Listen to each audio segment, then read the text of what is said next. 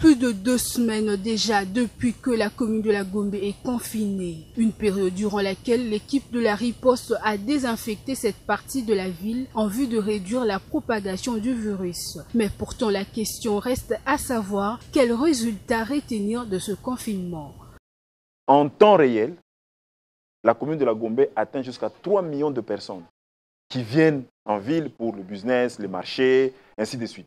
Donc, en confinant Gombe, l'idée c'était d'abord de diminuer les flux de mouvement des populations autour des cas qui étaient là. Premier élément. Deuxième élément, on a fait un dépistage. Dans les foyers là où on avait des cas et on a trouvé plus de 30 cas qui étaient malades dans la commune de la Gombe. Ça veut dire, imaginez-vous que si on n'avait pas confiné et qu'autour de ces 30 cas, si on avait des mouvements des populations, on aurait potentiellement créé la dissémination de la maladie. Le troisième élément, c'est la désinfection. D'accord? Vous avez vu que pendant qu'on a confiné, on a eu justement de l'espace pour pouvoir désinfecter certains lieux publics. Au-delà de la commune de la Gombe, plusieurs autres communes sont touchées par le Covid-19.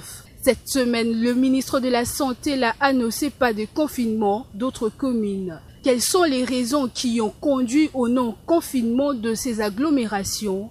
Gombe a été facile au confinement. Pourquoi? Parce que c'est une commune urbanisée. Vous savez fermer là-bas, personne ne sait où passer. Mais vous prenez des communes comme Massina, Mongafula, Mbinza, vous allez fermer où et vous allez laisser où?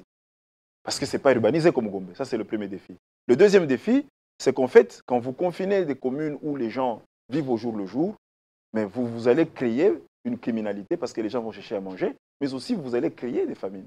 D'accord? Donc, il faut permettre à la fois à ce que les gens puissent produire, d'une part, et d'autre part, faites en sorte que les gens puissent observer les mesures barrières. Si ailleurs, des dates des déconfinements et réouverture des activités ont été annoncées en RDC, une lueur d'espoir s'annonce déjà. Je ne peux pas vous dire ici dans combien de temps on va terminer l'épidémie, mais on est sur de très bonnes tendances. Si vous avez suivi les communications du secrétariat technique, on pense que mi-mai, on atteindra le pic épidémique. Ça veut dire le niveau le plus élevé et on pourrait commencer la déplétion.